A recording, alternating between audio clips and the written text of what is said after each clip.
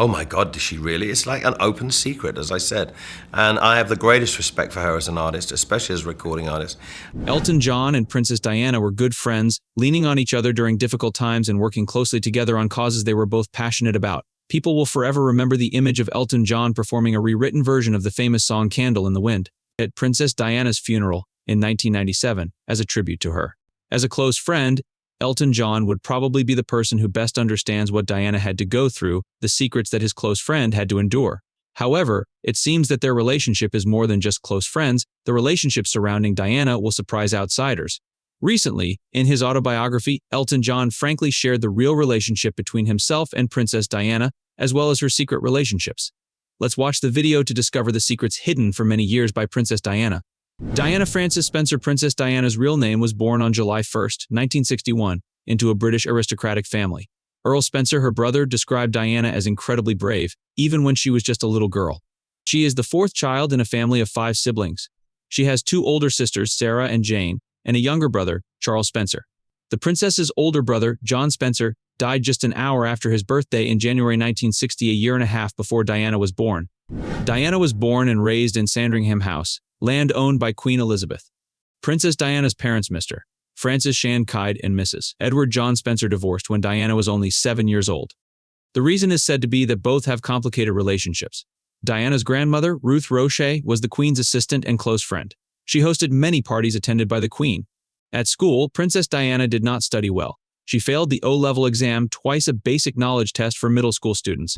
However, the girl born that day had a premonition that her destiny was for something more important. In the documentary about her own life called Diana in her own words, she said, "I knew something big was coming to me. I would just stay where I was and wait for it to come." Diana was very talented and studied ballet with the dream of becoming a professional dancer. However, when she reached adulthood, she had to give up that dream because she was too tall for a ballet dancer. Diana changed her name to Lady Diana Spencer in 1975 when her father assumed the title Earl Spencer. Lady Di became Diana's nickname even after Diana assumed the title Princess of Wales. Before meeting Prince Charles and becoming Princess of England, Diana worked many different jobs, including being a nanny and an elementary school teacher. Diana used to receive $5 to play with the children, do laundry, and clean the house.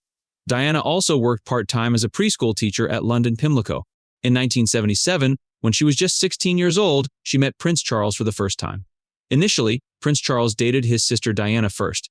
Later, Sarah gave an interview. I introduced them to each other. I'm like Cupid. In real life, her sister Sarah and Princess Diana have a close relationship. Diana once talked about Sarah as the only person in this life I can trust. Before their engagement in 1981, Prince Charles and Princess Diana had only met 12 times. Also this year, at Prince Andrew's 21st birthday party, she met her close friend Elton John. Their friendship developed as she was a great friend, the best dinner party guest, incredibly undisciplined, a real gossip.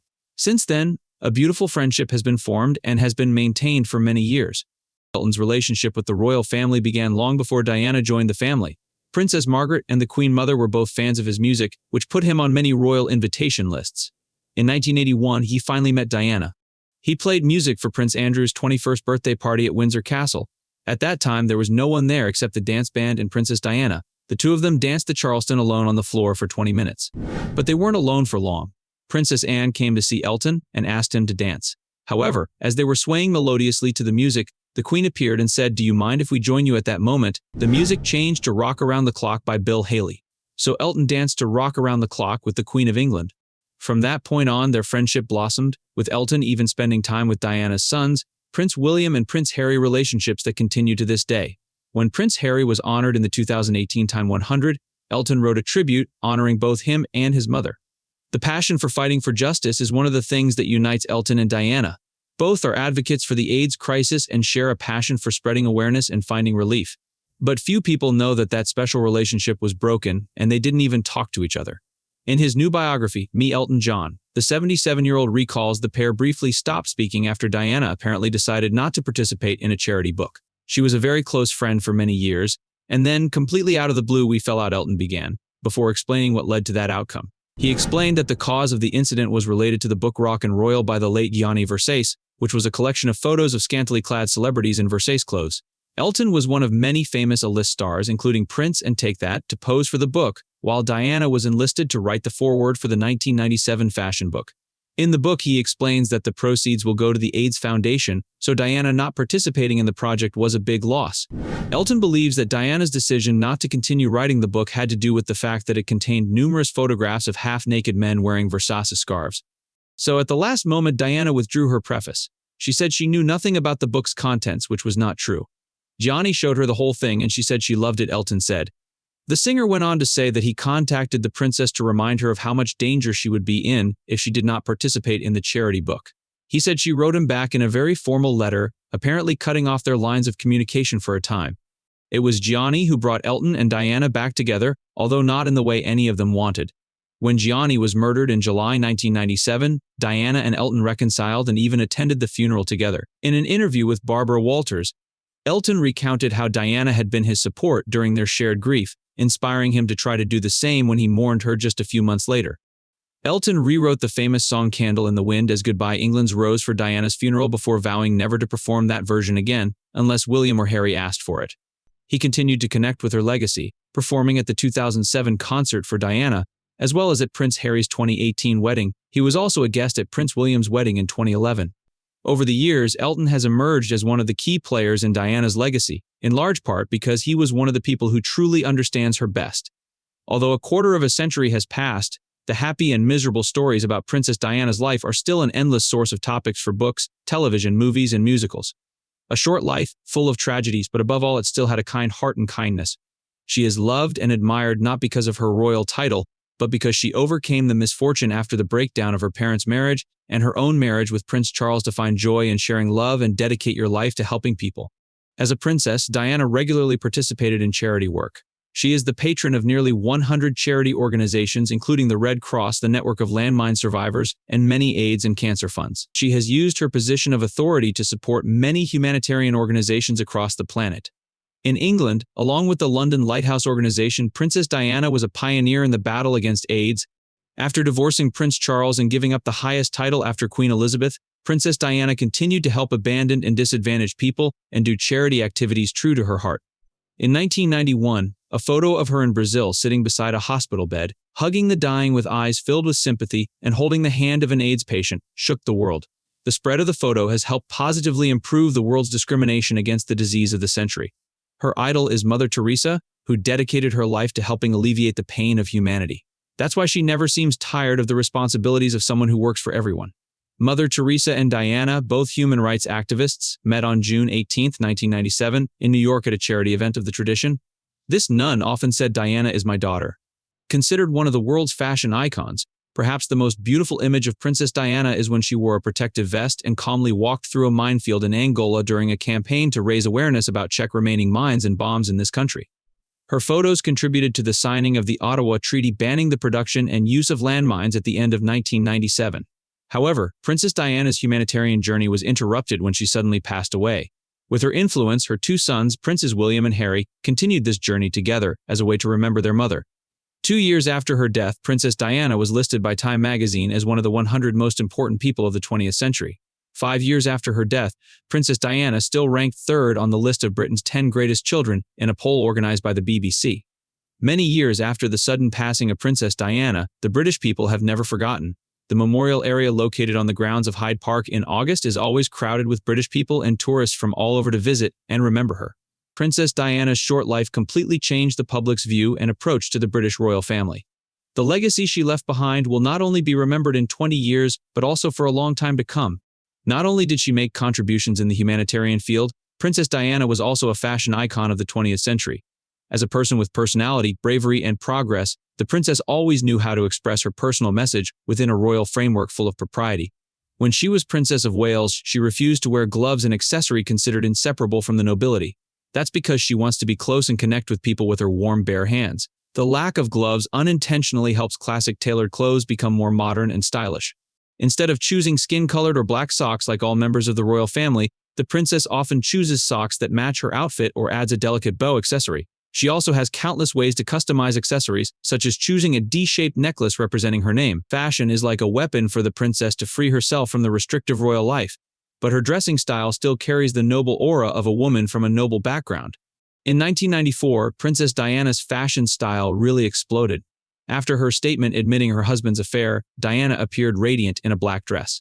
The off-the-shoulder dress shows off her body's curves and only reaches her knees, paired with a pearl choker necklace.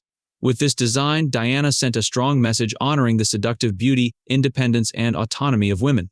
To this day, the legendary dress is still an immortal symbol in the fashion industry. Classic and stylish, standard and unconventional, Princess Diana is truly an unprecedented phenomenon in the fashion industry. She has proven that women have the right to be confident in themselves, and there are no limits to their dreams.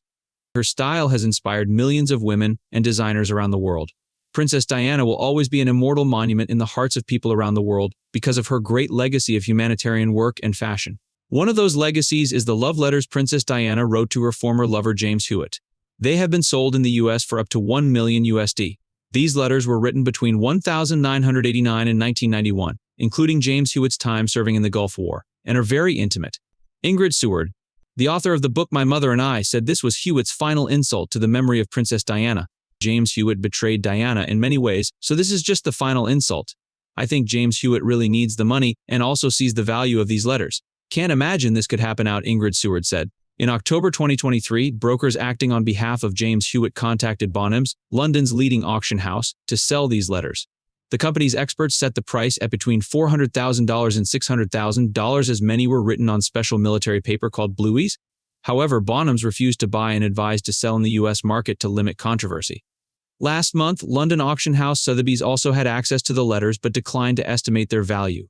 After that, American auction house Heritage, headquartered in Dallas, Texas, was contacted.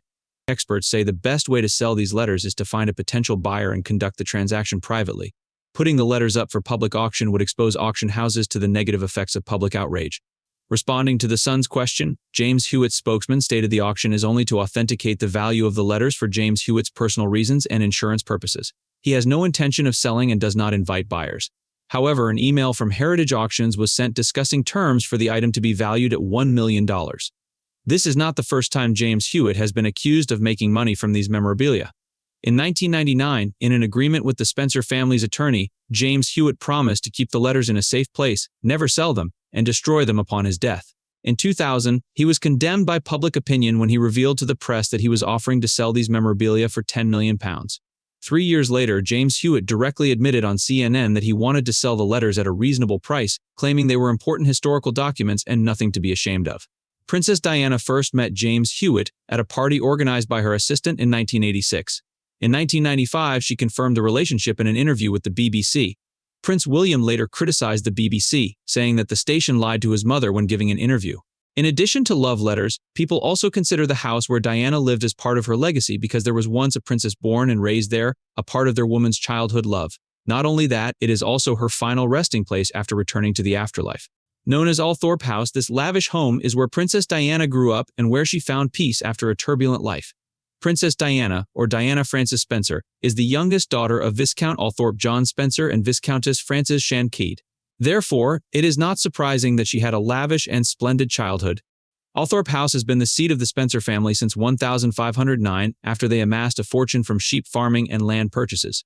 During her childhood, Princess Diana lived here with her sisters, Sarah, Jane, and Charles. Later, this house became the home of Charles, the princess's younger brother, and also the 9th Earl of the Spencer family.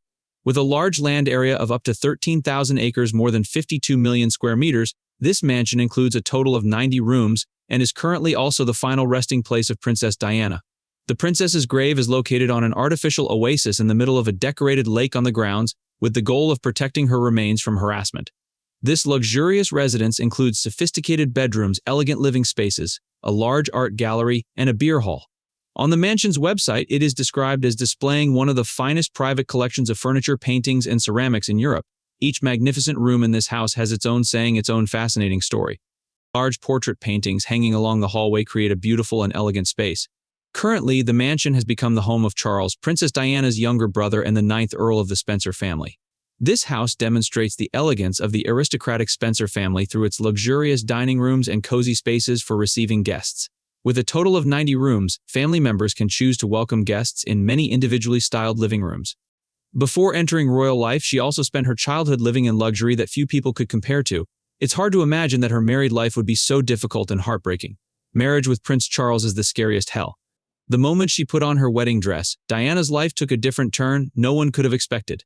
Princess Diana and Prince Charles met in November 1977 at a hunt organized by the Spencer family. At that time, she was considered by the royal family to be the most suitable person for the future Queen of England. And so both sides, the royal family as well as the Spencer family, tried to create opportunities for Diana to meet the Prince of Wales. But it wasn't until 3 years after their first meeting, in the fall of 1980, that Diana and Charles officially became a couple. Then the necessary thing happened. On July 29, 1981, the couple's wedding of the century officially took place. The princess-prince love affair of Diana and Charles from the beginning received support from public opinion and the people. When the wedding took place, the couple received even more attention and love because what they had was like a fairy tale. At the wedding, the bride and groom wore embroidered silk shoes and diamond crowns and sat on a glass carriage pulled by horses. The bride's wedding dress was hand-sewn from 40 meters of silk with fabric grown and woven on an English farm. The couple's 18-carat wedding ring was studded with 14 diamonds and was worth up to $63,000 USD at that time. Thousands of guests were invited to the wedding by a card stamped with gold. More than 6,000 gifts were delivered to St. James on this important day. 1 year after marriage, the darkness of the fairy tale marriage began to be exposed.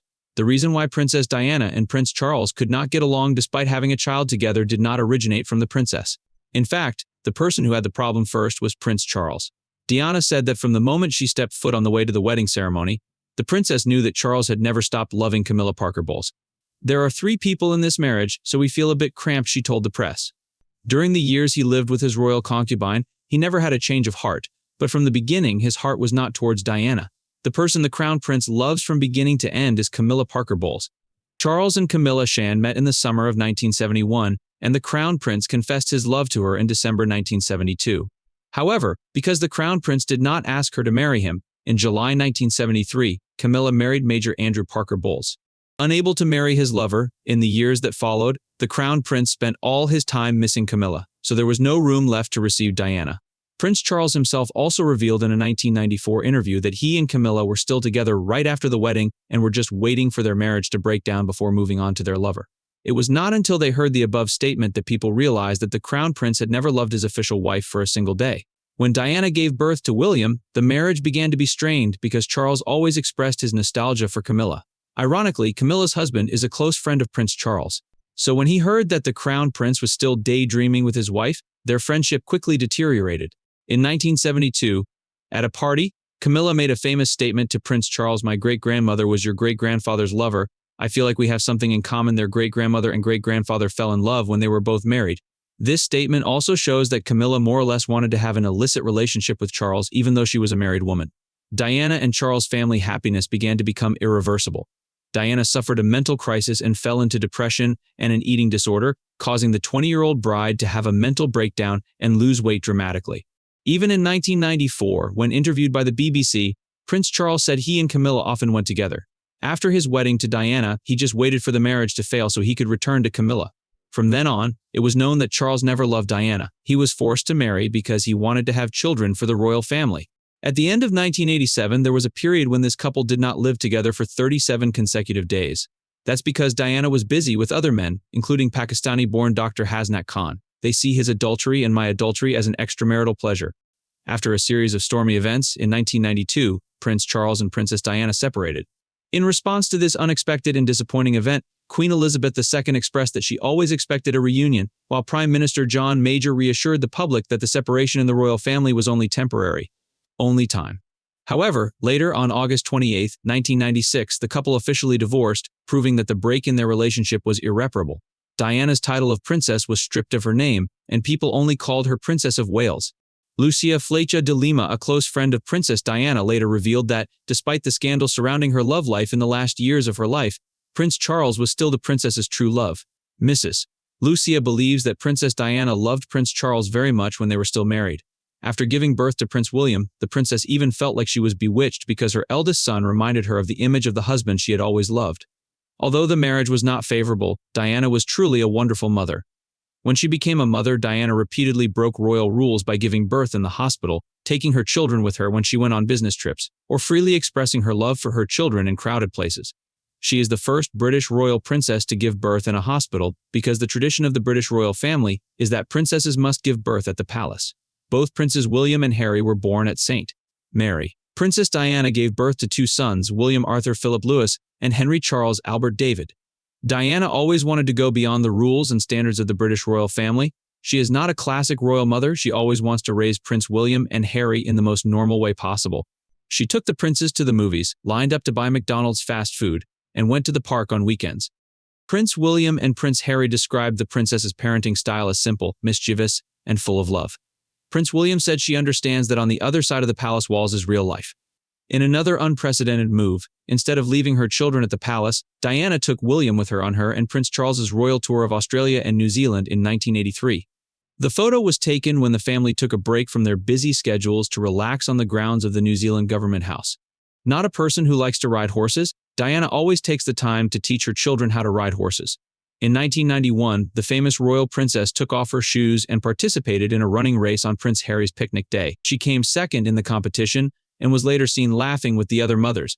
Diana took her sons skiing in Austria. She requested that no bodyguards accompany her so that her children would feel as normal as possible. She personally took care of her children during the 1986 trip, going against royal tradition.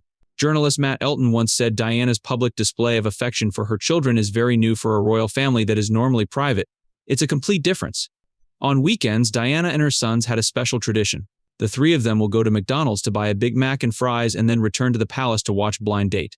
My parents and I would squat on the giant stuffed hippo that Diana placed in her living room, said Paul Burrell, the former butler and friend of the late princess. When she was alive, she always tried to educate her sons to instill the importance of kindness. This was shared by Harry in 2017, when presenting awards to the winners of the Diana Award. Diana used to feel uncomfortable with the media and became more protective when paparazzi approached her children. An old video recently reshared on TikTok shows her trying to block the camera and saying, "Can I ask you to respect my child's space? As a mother, I want to protect my child." For many years, people have always seen images of Diana holding her children. Even now, when I talk about it, I can still feel the hug she used to give my brothers and me, Prince Harry said, and Diana, our mother, her life and legacy. Although her marriage to the crown prince eventually ended in divorce, Diana remained grateful to her sons. "I have two very healthy sons, which is not always the case with the families I meet, and I realize I am extremely lucky," she shared. The Charles-Diana couple lived for 15 years in a situation of dreaming together, with no harmony in their marital life. Princess Diana, with a hidden flame of jealousy, still suspected that Prince Charles was still going back with his ex-lover Camilla. Disappointed in her husband's feelings for his ex-lover of 10 years earlier, Camilla Parker Bowles, Duchess of Cornwall, Princess Diana embarked on her amorous adventures. When it comes to the men who passed through Diana's life, the British media often mentions rock icon Bryan Adams, who wrote a song about her marriage to Charles titled Diana. Cecile Thompson, Diana's ex-girlfriend, said that the two were a couple. Dodi Fayed, son of Egyptian billionaire Mohammed Al Fayed, left American model Kelly Fisher for Diana, and the pair struck up a relationship after they met during summer vacation in 1997. Both Diana and Fayed later died in a car accident at the Pont de l'Elma tunnel in Paris on the fateful day of August 31, 1997. Some people also say that Princess Diana had feelings for rugby star Will Carling. Diana admired Carling when she met him at the Harbour Club gym in Chelsea, West London, and even asked him to train her personally. This romance rumor seems to be the reason why Carling broke up with his girlfriend Julia, a TV host, in 1996. The press also talked about Princess Diana's relationship with cavalry officer James Hewitt. Hewitt himself has revealed all about their relationship, which he says still haunts his life to this day. This was followed by Diana's romance with Oliver Hoare, an expert on Islamic art. Her affair was revealed in 1994 when Hoare reported to the police after receiving nearly 300 phone calls from his family in Chelsea. In all 300 phone calls, the other end of the line was silent without saying a word. And Diana is said to have made these calls. However, Diana's feelings for Hasnat Khan, a heart surgeon of Pakistani origin, surpassed all relationships she had had. More than all her other quick romances, Khan was said to be the one Diana really wanted to marry. The two met by chance in the waiting room of the Royal Brompton Hospital on September 1, 1995. The sudden image of the doctor suddenly imprinted deeply into Diana's emotions. She considered it the first love at first sight of her life.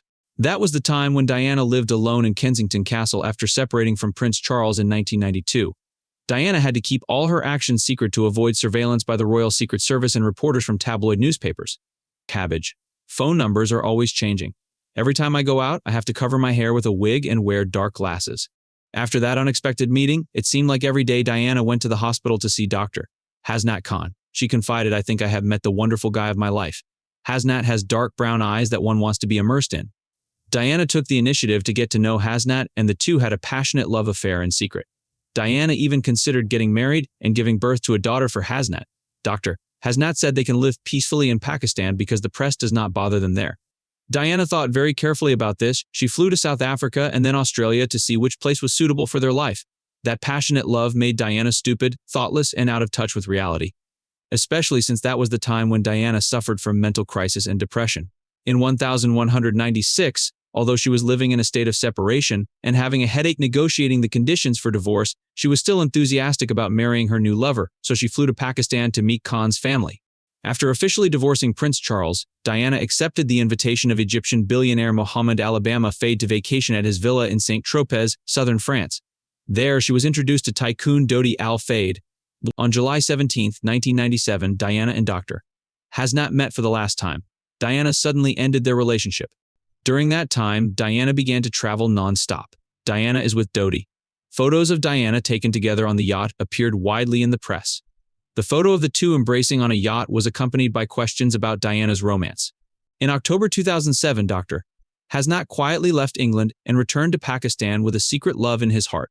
He later married a 28-year-old Pakistani woman named Hadiya Shur Ali. But then they divorced after 18 months because at the bottom of his heart, he still had the image of Princess Diana. Diana is a woman who deserves to be loved. If there hadn't been the incident of having to marry a man who didn't love her, maybe she will become a dutiful wife, not to the extent of having to become a woman who replaces her lover on a regular basis. No matter what aspect, Diana still has the love and sympathy of everyone. But the incident that happened on that fateful day made her no longer have a chance to be happy. Not only that, God also took her away from us forever. 27 years ago, on August 31, 1997, Princess Diana, Princess of Wales, passed away in an accident in Paris. According to sources at 1 a.m., on August 31st, the presence of Princess Diana and Dodi at the Ritz Hotel restaurant owned by Dodi's father attracted the attention of the paparazzi. They surrounded the front door and surrounded the couple. To avoid those people, Diana and her lover Dodi, along with hotel security guard Trevor Rees-Jones, escaped through the back alley and got into a car driven by another hotel employee. A group of nearly a dozen paparazzi followed Diana and Dodi's car.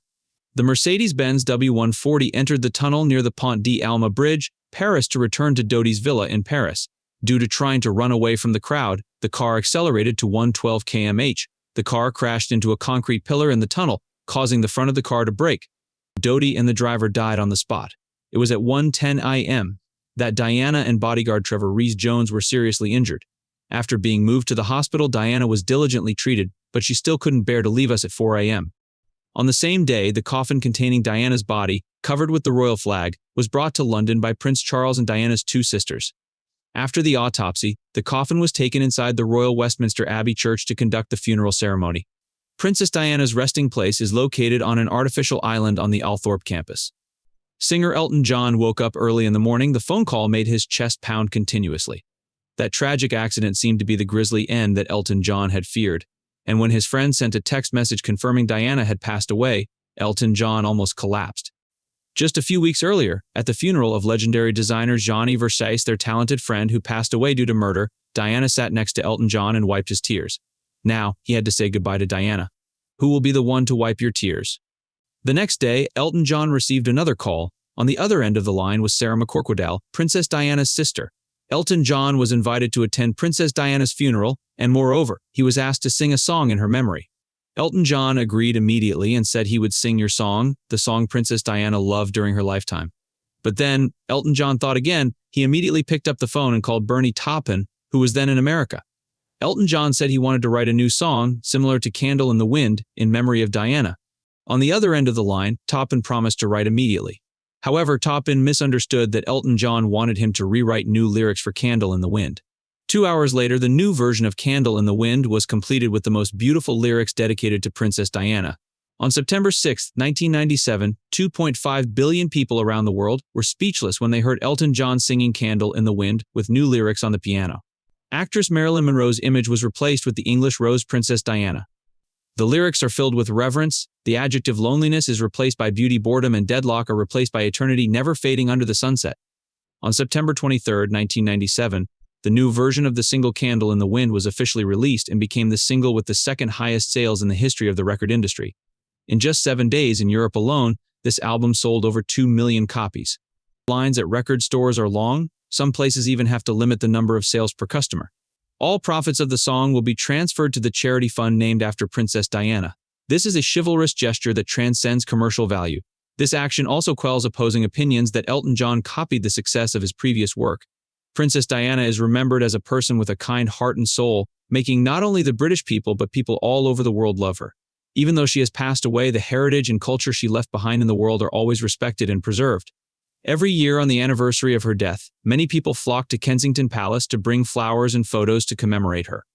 Many admirers from around the world brought flowers, flags, candles, and photos of Princess Diana to the yellow and black painted gates of Kensington Palace, where she used to be her private residence, to commemorate her, the people's princess. Many people said that even though more than 20 years have passed, they still cannot ease their painful feelings when they hear the news that the princess passed away in a traffic accident. To them, Princess Diana will always live forever. At the Pont de l'Elma tunnel in Paris, where the accident occurred, many candles were also lit and placed next to them, wishing for Princess Diana's peaceful life in eternity. In your eyes, what kind of person is Diana really? A fashion queen, a prestigious princess, or a pitiful woman? Please share your thoughts about Princess Diana below this video. If you like, don't forget to like, share, and subscribe to our YouTube channel to watch more interesting videos.